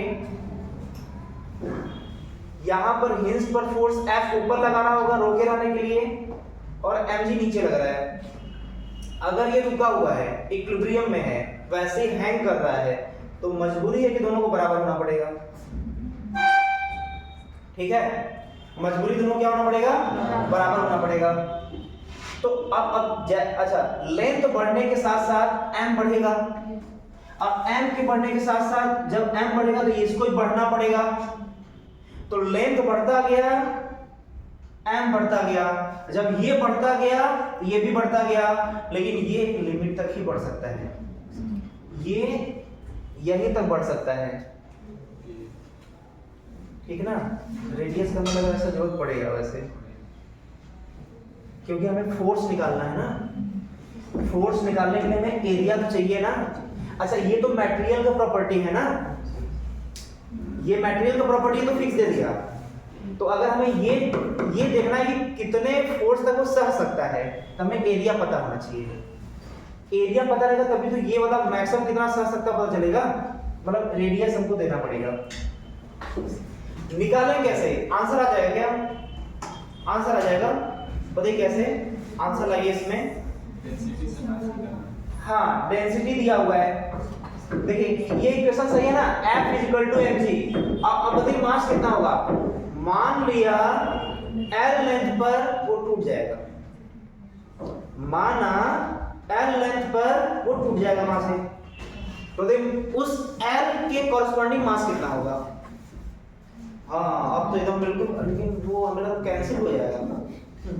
कोई बात नहीं, हम लोग आराम से देखते हैं, सॉल्व करते हैं, बाद में देखा जाएगा। ठीक, बताइए मास कितना होगा उस, अगर माना कि एल लेंथ पर वो वहां से टूट जाएगा, तो बताइए ये कितना होगा? मास होता है डेंसिटी इनटू वॉल्यूम, और वॉल्यूम क्या होता है? Area into length. ये हो गया मास जी, और ये आ गया बताइए फोर्स। अच्छा, ये अगर अपने मैक्सिमम लेंथ तक अगर आ गया है तो इसी के कॉरस्पॉन्डिंग जो फोर्स आएगा वो भी अपने मैक्सिमम पे आएगा। ठीक है, लेंथ मैक्सिमम तक आ गया तो ये भी मैक्सिमम तक आएगा। अच्छा, ये क्या होता है? ब्रेकिंग स्ट्रेस इनटू एरिया, और ये किसको बैलेंस करेगा? रो ए एल जी। बताइए ए से क्या हुआ? यहां से भी कैंसिल, अरे तीनों कैंसिल होगा ना। अब कुछ मैथ से सोच रहे होंगे बच्चे जो है, ऐसा मैथमेटिकली नहीं, डाटा वाइज के बाई रो जी। अब देखिए, अगर वायर का नाम फिक्स तो के फिक्स, अगर वायर का नाम फिक्स रो फिक्स, अगर वायर का नाम फिक्स हो चाहे ना हो, लेकिन ये तो फिक्स ही है। अच्छा, अगर ये सब वायर के नाम पर ही हैं, ये भी तो वायर के नाम में होगा। बोलिए, क्या एरिया पर डिपेंड किया? एरिया तो कैंसिल हो गया भाई। तो चाहे पतला वायर हो चाहे मोटा वायर हो, हर केस में लेंथ हम पता कर सकते हैं अगर मेटल पता है तो, कि अगर उस मेटल को एरिया चाहे जो भी हो, अगर मेटल फिक्स है तो कितने लेंथ तक हम ले आ सकते हैं, जिस लेंथ पे टूट जाएगा उसका रिजल्ट यही है, के बाई रोजी। के बाई रोजी आपको 3-4 क्वेश्चन बुकलेट मिलेंगे इससे रिलेटेड। ठीक, नोट कर लीजिए आप। देखिए ये भी आपको बुकलेट मिलेगा। हम 3 क्वेश्चन हम इधर डिस्कस कर चुके हैं मजाक में। पहला जो वायर को क्या किए थे?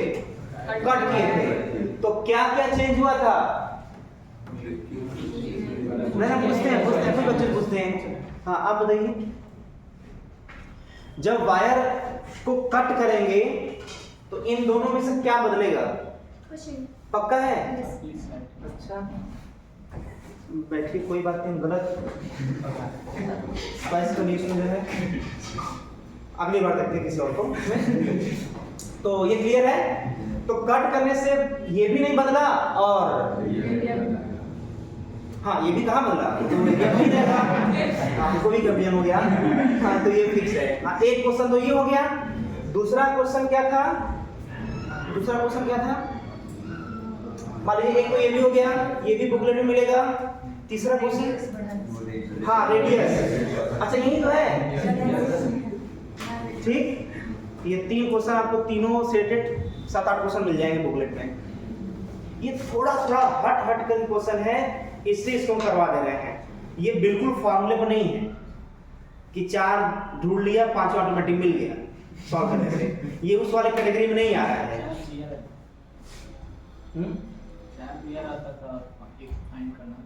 हाँ,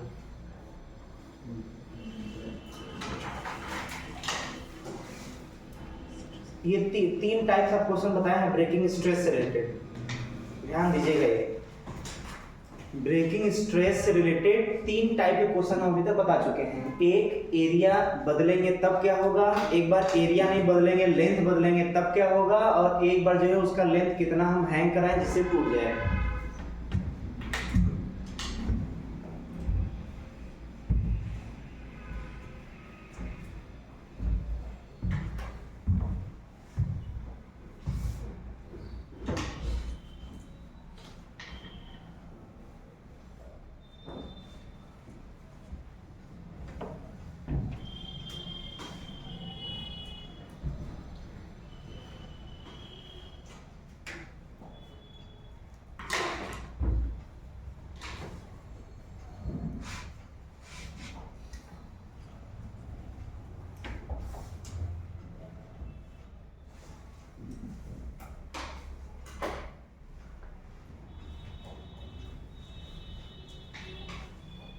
कहाँ पे दिक्कत होती है? लास्ट वाला क्वेश्चन इस वाले में? अच्छा, इसमें कोई दिक्कत नहीं है ना? ये ठीक है? इसको नोट किए हैं? सब लोग नोट किए हैं? जो वायर कट किए थे तो उसमें लोड उठाने का क्षमता सेम रहेगा। वायर लेंथ वाइज कट करने पर लोड उठाने की क्षमता सेम रहेगा, वो भी नोट कर लिए हैं। रीजन ये है कि ना उसका ब्रेकिंग स्ट्रेस बदला, वायर को कट करेंगे तो ना उसका ब्रेकिंग स्ट्रेस बदला ना उसका एरिया बदला, इसलिए जो लोड उठाने की क्षमता होगा वो मेंटेन रहेगा, उतना ही रहेगा। एरिया बढ़ाने पर स्ट्रेस, ब्रेकिंग स्ट्रेस नहीं बदला लेकिन एरिया बदल गया, तो इसलिए फोर्स यहाँ बदल जाएगा।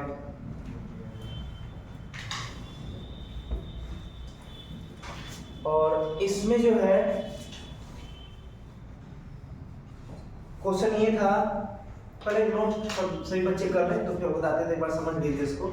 आपको इस टाइप में कई सारे क्वेश्चन मिलेंगे, सब अटक जाएगा। अगर ये नहीं समझ आएगा तो इस टाइप में सब क्वेश्चन अटक जाएंगे।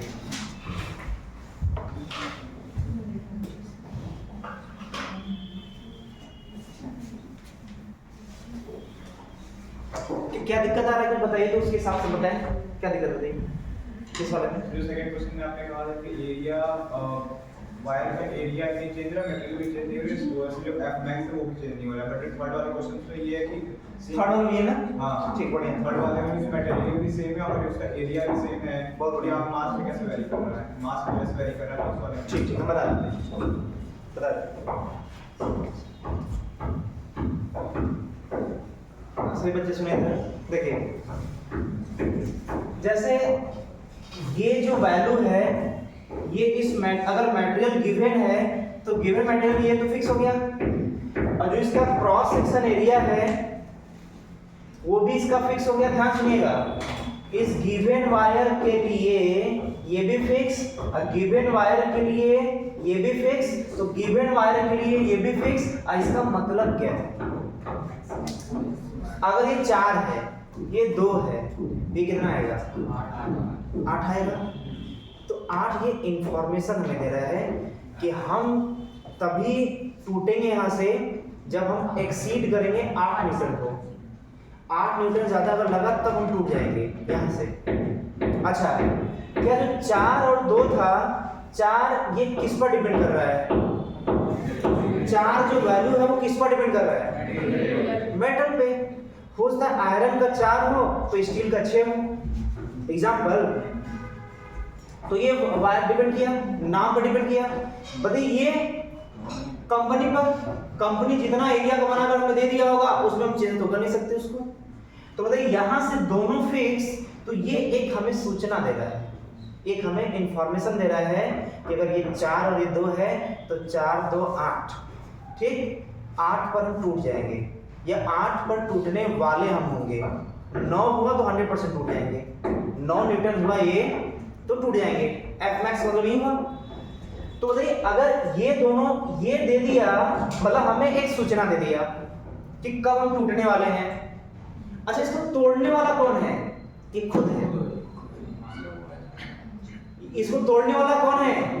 ये खुद है। और खुद कैसे अपने आप से टूट जाएगा? लेंथ के बढ़ने से। लेंथ बढ़ेगा तो लेंथ के बढ़ने से क्या बढ़ रहा है? मास बढ़ रहा है। भाई लेंथ बढ़ेगा तो ऑटोमेटिक मास भी उसका बढ़ता जाएगा। जितना ज्यादा लेंथ होगा उतना ज्यादा मास होगा।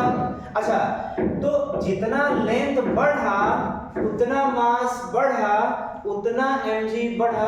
अब ये जब हम पढ़ोसते हैं उसमें तो आपको दिमाग ये चला गया हो, जहां 3 सेकंड गया बाहर उसी में बोले l बढ़ा, m बढ़ा, बाहर कहीं गया तो वहीं से अब उसके पहले सुने रहे होंगे, उसके बाद सुने रहे होंगे।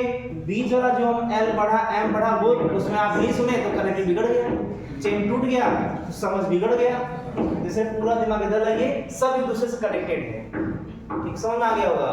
L बढ़ा, M बढ़ा, M बढ़ा, mg बढ़ा, mg बढ़ा, वेट बढ़ा। वेट बढ़ा मतलब ये संभालने के लिए जो अपना क्षमता बेचारा रख रहा था, पहले 1 न्यूटन फील किया होगा, फिर 2 न्यूटन फील किया होगा, फिर 5 न्यूटन, 6, अब उसको खतरा मंडराने लगा, 7 न्यूटन, और जैसे ही 8 पर आया बोला अब नहीं संभाल पाएंगे, वहां से टूट गया। वही है बस, बाकी तो नहीं है। ठीक है,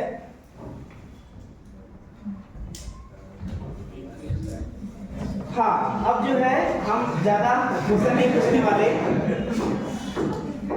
हम आपको एकदम बिल्कुल परेशान नहीं करेंगे, ठीक है ना। हम बस एक दो क्वेश्चन पूछना चाहते हैं, सिंपल सिंपल, ठीक। जैसे एकदम परेशानी की बात ही नहीं है, एकदम बिल्कुल नहीं। देखिए ये क्या है, मान लेते हैं एक ग्राफ दिया हुआ है, इसमें एक मेटल का ये ग्राफ, दूसरे मेटल का ये ग्राफ, तीसरे मेटल का ग्राफ, ये ए मेटल, ये बी मेटल, ये सी मेटल। किस मेटल का यंग्स मॉडुलस सबसे ज्यादा होगा?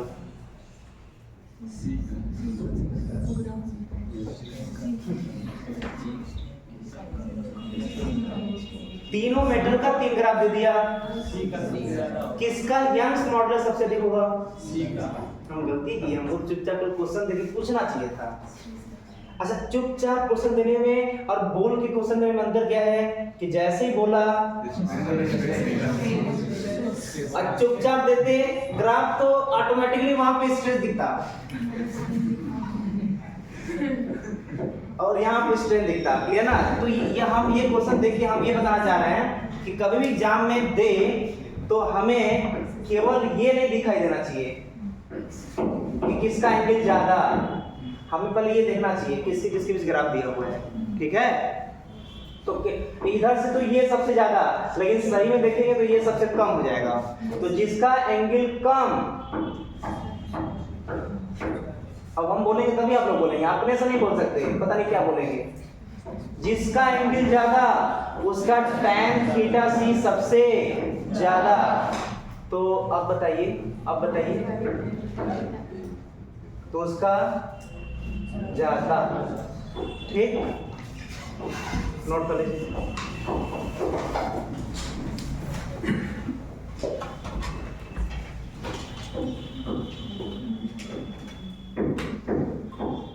आप लोग हर एक पॉइंट नोट किया करिए, क्योंकि अभी हम पढ़ा रहे हैं तो आप लोग को हो सकता है दिमाग में रनिंग मैटर एकदम बिल्कुल याद सा हो, लेकिन 2-3 महीने बाद बिल्कुल सब कुछ भूलने लगता है। इसलिए हर एक पॉइंट को नोट किया करिए। कभी नोट्स प्रेजेंट टाइम पे नहीं बनाया जाता है, फ्यूचर पे बनाया जाता है।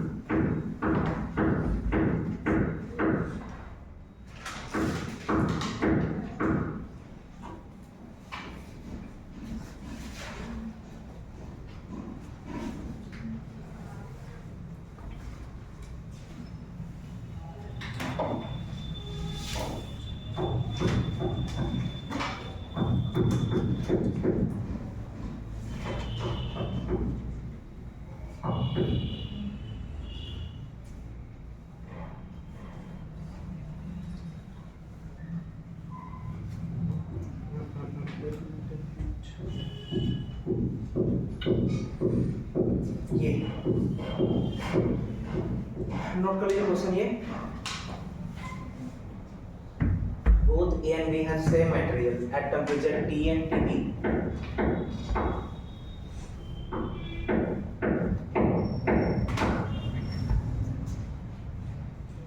मटेरियल सेम है, बताइए यंग्स मॉडुलस किसका ज्यादा किसका कम?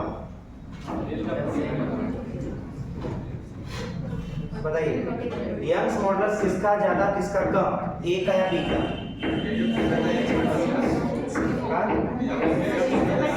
मटेरियल सेम है। Both A and B have the same material at temperature T and Tb. Then which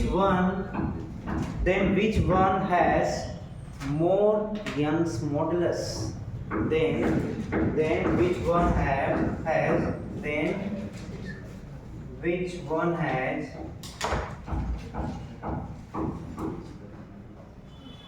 एक मिनट हाँ दोनों पूछ लेते हैं ना।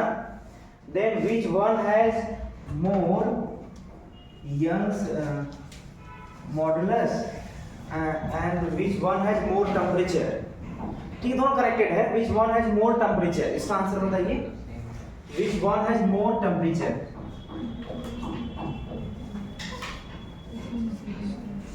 Which one has more temperature? B का टेम्परेचर ज़्यादा है। बी का टेम्परेचर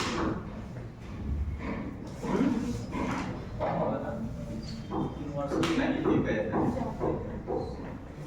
क्वेश्चन में तो सेम मटेरियल नहीं रहना चाहिए मेरे ख्याल से। लेकिन हमारे ख्याल से एग्जामिनर ख्याल से तो है, क्या किया जाए, ख्याल सबका अलग अलग है। मटेरियल सेम है और material same temperature At different temperatures, अच्छा ठीक है सर, तो ये टेम्परेचर जो मतलब क्या देखते हैं, यंग मॉडल जिसका ज़्यादा होगा टेम्परेचर उसका कम होगा। बता रहे हैं कि खुद को बता रहे हैं। आंसर कितने बच्चे सोच लिए हैं इसको? आप हाथ उठाइए, कितने बच्चे सोच लिए हैं कि किसका टेम्परेचर ज़्यादा होगा, किसका टेम्परेचर ज़्यादा होगा?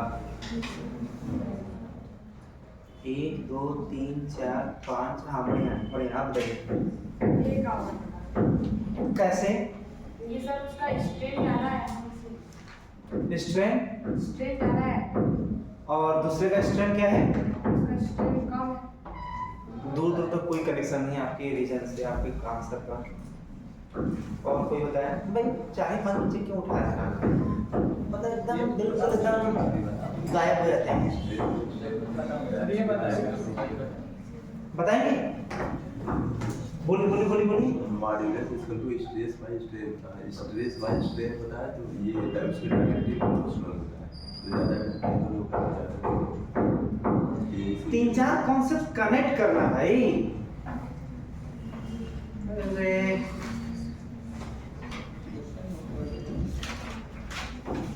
आप बताइए सर ए का टेम्परेचर ज़्यादा, क्यों? सर क्योंकि उसका यंग मॉडुलस कम है तो टेम्परेचर। कैसे पता यंग्स मॉडुलस कम है? एंगल कहाँ से मिल रहे हैं इसमें? स्ट्रेस बाय स्ट्रेन होता है। हाँ तो स्ट्रेस साइड से एंगल देती है। बहुत बढ़िया। तो टेम्परेचर क्यों ज़्यादा होगा ए का? क्योंकि उनका यंग मॉडुलस कम है। मतलब क्या कनेक्टिविटी क्या है दोनों में? टेम्परेचर ज़्यादा होने से यंग मॉडुलस कम, मतलब क्या कनेक्टिविटी है इसका? मतलब जैसे थीटा कम है तो टेम्परेचर ज़्यादा क्यों बोल रही हैं, क्या कनेक्टिविटी क्या है? टेम्परेचर ज़्यादा होने पे इलास्टिसिटी कम होती है। बस वही बात है। देखिए बुद्धि दौड़ाना होता है भाई, क्या दिक्कत है? देखिए किसका यंग्स मॉडुलस ज़्यादा होगा ये बताइए पहले। हम एंगल किस साइड से देखते हैं? हाँ?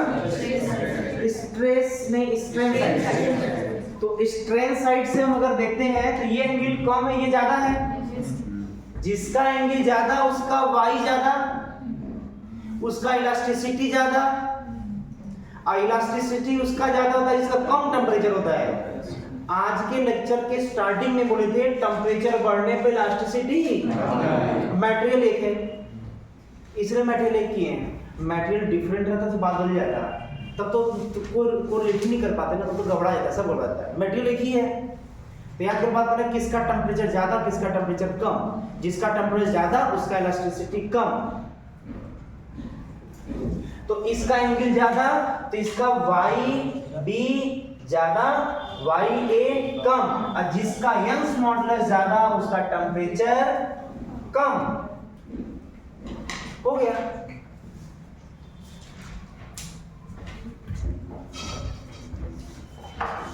ठीक है, इतना काफी है आज के लिए। और कोशिश करिएगा अगले लेक्चर में हम तो होमवर्क चेक करेंगे आप लोग का, आप लोग होमवर्क पूरा करके आइएगा, ठीक है। और दूसरी बात कि जब आप होमवर्क पूरा करेंगे क्वेश्चन कोशिश करके पूरा लगाइएगा, आपका स्पीड बन जाएगा, ठीक है ना, आपका स्पीड बन जाएगा। क्वेश्चन जरूर लगा के आइएगा ना, क्योंकि उसके बाद ही आगे का लेक्चर और थोड़ा अच्छा लगेगा, समझना आसान होगा।